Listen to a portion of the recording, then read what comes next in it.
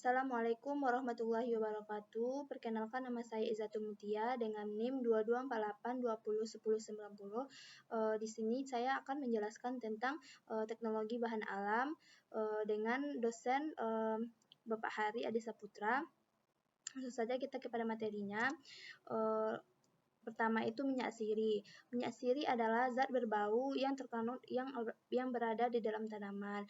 Minyak ini disebut juga dengan minyak yang menguap, minyak eteris, minyak esensial karena pada suhu kamar dia itu mudah menguap. Secara istilah, esensial ini dipakai karena minyak siri ini mewakili bau dari tanaman asalnya. Menurut publikasi terbaru dari Kemenkes Republik Indonesia dalam buku Materia Kosmetika Bahan Alam Indonesia, minyak siri adalah produk alami yang diperoleh dari tumbuhan atau bagian tumbuhan melalui proses penyulingan, pengepresan, atau ekstraksi yang bersifat mudah menguap pada suhu ruang dan memiliki aroma khas yang mencerminkan tumbuhan asalnya.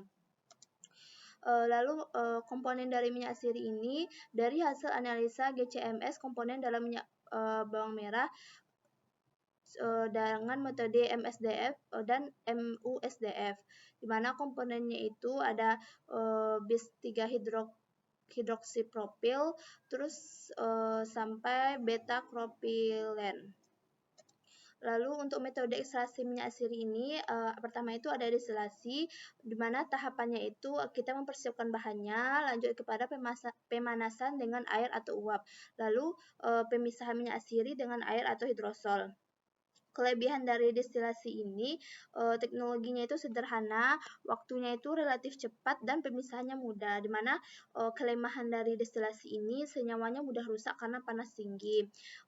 Destilasi ini ada 3, destilasi air, destilasi uap air, dan destilasi uap. Destilasi air itu di mana bahan tanaman dicampur langsung dengan air, kemudian dipanaskan hingga mendidih.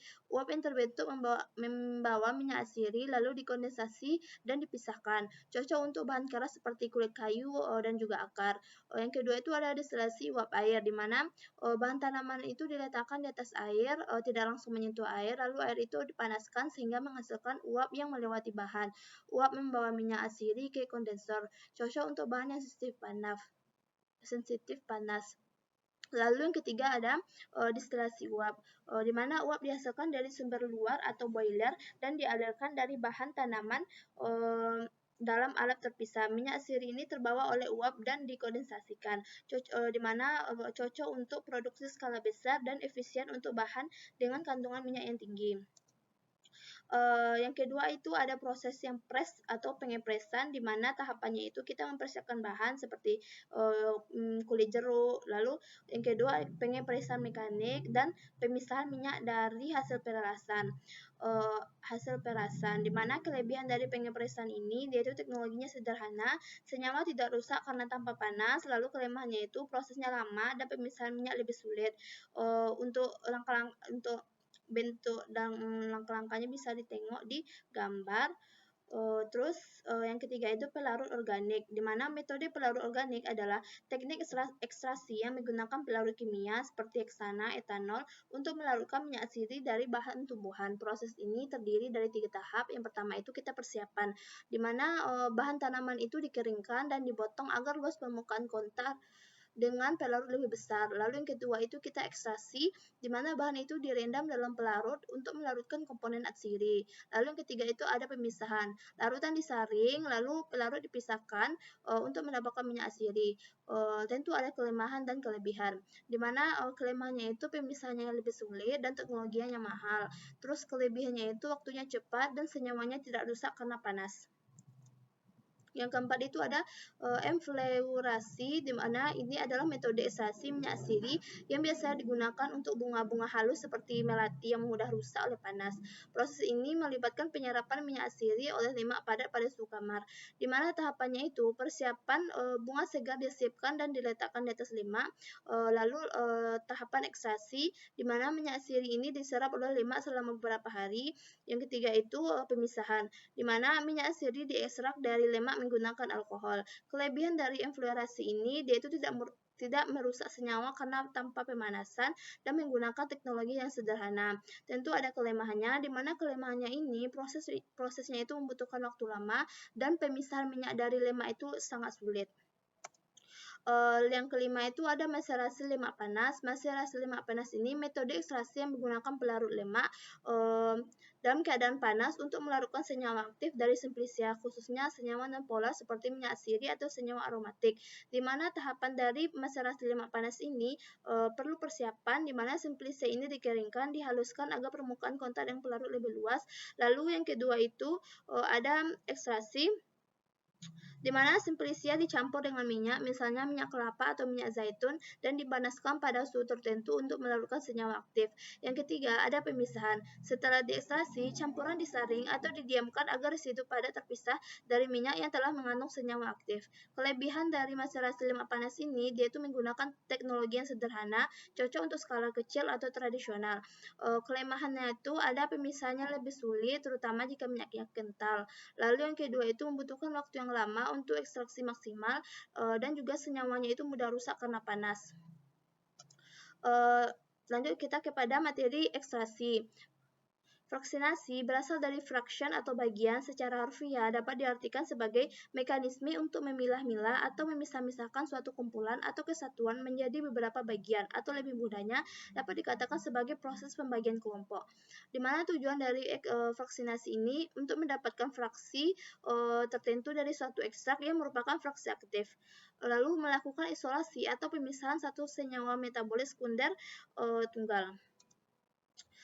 Fraksinasi ini ada dua, ada ekstraksi cair-cair dan juga kromatografi, di mana kromatografi ini ada kromatografi kertas atau kromatografi lapis tipis atau KLT, yang kedua ada kromatografi kolom, yang ketiga ada vakum liquid kromatografi atau FVLC, ada size exclusion chromatography atau SEC, dan juga solid phase extraction atau SPE.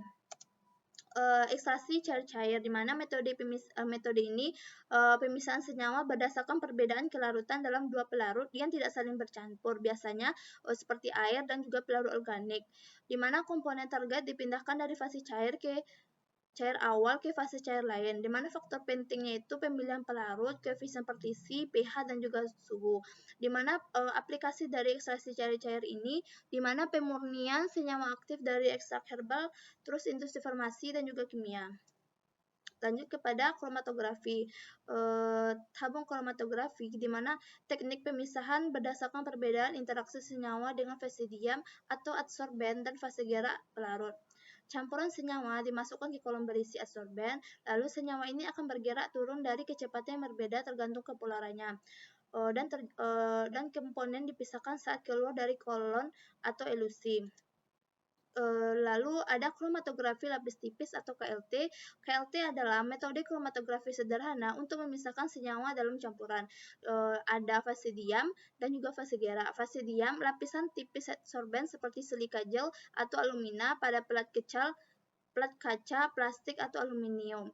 Lalu ada fase gerak, di mana pelarut yang akan mengalir naik melalui pelat. Untuk kromatografi lapis tipis ini, pemisahan berdasarkan perbedaan afinitas senyawa terhadap fase diam dan fase gerak. Senyawa dengan afinitas yang lebih tinggi terhadap fase gerak akan bergerak lebih jauh. Langkah-langkah dari KLT ini ada penjenuhan fase gerak di chamber selama 1 jam dengan derajat 20-25 derajat Celcius, lalu penyiapan lempeng dan pentotolan, di mana jarak antara bercaknya itu 1,5 cm dan garis tepi sampingnya dan bawahnya 2 cm. Lalu kita masukkan lempeng ke chamber. Setelah fase gerak mencapai tanda, lalu kita angkat dan kita keringkan. Lalu tampaklah sesuai dengan monografinya.